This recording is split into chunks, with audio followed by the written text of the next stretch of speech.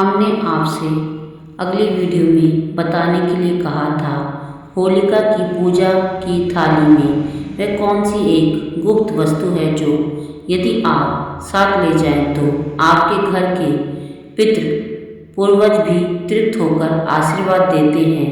और आपसे हमने कहा था आपकी राशि अनुसार वह कौन सी आहुति है जिसे डालने से आपके जीवन की समस्त परेशानियां, सभी शत्रु भी मित्र बन जाएंगे। चलिए हम इसके बारे में आपको पूरी जानकारी पूरे विस्तार से हम आपको बताते हैं। कहते हैं अधूरा ज्ञान फलदायी नहीं होता। आपकी इच्छा के अनुसार अब मैं राशि अनुसार आपको बताऊंगी क्या इसमें आपको दान करना चाहिए या क्या इसके अंदर अग्नि में आपको आहुति देनी चाहिए। होलिका की अग्नि में अपनी राशि के अनुसार सामग्री डालने से ग्रहों की प्रतिकूलता समाप्त हो जाती है। मेष और वृश्चिक राशि वाले आपको अग्नि में गुड़ और खेर की लकड़ी डालनी चाहिए। इससे कर्ज से मुक्ति मिलती है और आत्मविश्वास बढ़ता है। 2. वृषभ और तुला शुक्र आपको मिश्री और सफ़ेद फूल अर्पित करने चाहिए। इससे सुख सुविधाएं बढ़ती हैं और वैवाहिक जीवन में आ रही समस्याएं समाप्त होती हैं। मिथुन और कन्या बुध आपको साबुत मूंग और हरी इलायची डालनी चाहिए। इससे बुद्धि तेज होती है और व्यापार में अटका हुआ पैसा वापस मिलता है और व्यापार अच्छे से चलने लगता है।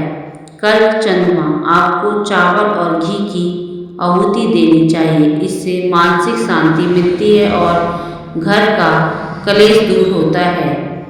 सिंह सूर्य आपको गेहूं और केसर डालना चाहिए। इससे समाज में मान सम्मान बढ़ता है और पिता से सहयोग मिलता है। धनु और मीन गुरु आपको चने की दाल और पीली सरसों डालनी चाहिए।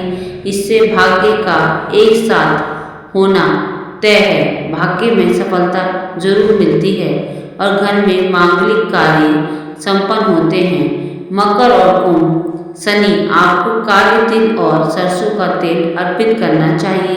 इससे शनि की साढ़े सती और ढैया का बुरा प्रभाव खत्म होता है।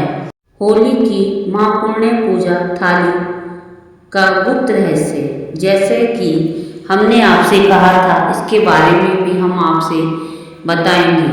पूजा की थाली में ये 7 चीज़ें ध्यान से सुने, ये 7 चीज़ें अनिवार्य हैं। कच्चा सूत सफ़ेद होलिका की 7 बार परिक्रमा करते समय इसे लपेटते जाते हैं जो हमारे परिवार की सुरक्षा का प्रतीक है।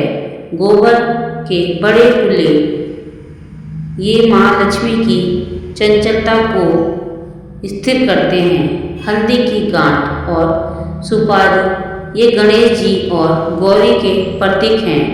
बतासे और अनाज गेहूं की बालियां यह प्रकृति को नई फसल का शुक्रिया अदा करने का तरीका है। एक लोटा जल शुद्धि के लिए, गुलाल अग्नि देव को प्रसन्न करने के लिए। यह गुप्त वस्तु एक सूखा नारियल जिसमें कपूर रखा हो, इसे अंत में डालने से घर के पितृ पूर्वज तृप्त होते हैं और कुल की वृद्धि का आशीर्वाद देते हैं। अगर आप चाहते हैं माता लक्ष्मी का वास आपके घर में सदैव बना रहे तो घर की शुद्धि और लक्ष्मी का स्थायी वास। होली के अगले दिन यानी दुलैनी की सुबह का एक विशेष उपाय हम आपको सुनाने जा रहे हैं। ध्यान से सुनिएगा प्लीज़। राख का छिड़काव होली की राख को लाकर उसमें थोड़ा सा गंगा जल मिलाएं। इससे घर के हर कोने में छिड़के। दोस्त यह प्रयोग घर की नकारात्मक ऊर्जा को सोख लेता है और ये छोटा सा उपाय जिसके लिए हम बहुत ज़्यादा परेशान रहते हैं। हमारे घर में वास्तु दोष है, वास्तु दोष को जड़ से ख़त्म कर देता है। यह एक छोटा सा उपाय इसी राख और सिंदूर को मिलाकर घर के मुख्य द्वार पर स्वास्तिक बनाएं। इससे लक्ष्मी जी घर में प्रवेश करती हैं और लक्ष्मी की कभी भी घर में कमी नहीं रहती। लक्ष्मी जो लक्ष्मी जी की बहन है, दरिद्रता भार ही ठहर जाती है, वो घर में प्रवेश नहीं करती। हमारा ऐसा करने से इस उपाय को आप जरूर आजमा के देखें। प्लीज़ वीडियो को लाइक और शेयर करें। कमेंट में राधे राधे जरूर लिखें। ज़्यादा से ज़्यादा लोगों तक यह जानकारी पहुँचाएँ। ये छोटे छोटे उपाय अगर हम विश्वास और पूरी श्रद्धा के साथ करते हैं तो हमारे जीवन की कई समस्याएं और हमारे जीवन की दिशा ही बदल देती हैं। जैसा कि मैंने दोस्त आपको पहले बताया था, होली कामदेव के पूर्व जन्म का उत्सव है। यदि किसी पति पत्नी के बीच दूरी आ गई है तो होली की रात्रि कामदेव का ध्यान करें। एक दूसरे का नाम लेकर अग्नि में 2 कपूर की टिक्की डालनी चाहिए। माना जाता है कि इससे रिश्तों की कड़वाहट जल जाती है और प्रेम का नया संचार होता है। हमारे साथ अगले एपिसोड में भी बने रहें। यहाँ पर हम आपको और भी बहुत सी ग्रंथों की विशेषताएं और कथाएं बताएंगे। अगली वीडियो में हम आपको 3 स्तंभों दान, महामृत्युंजय और लड्डू गोपाल के रहस्यों को पूरे विस्तार से बताएंगे। क्या है इनका होलिका से संबंध।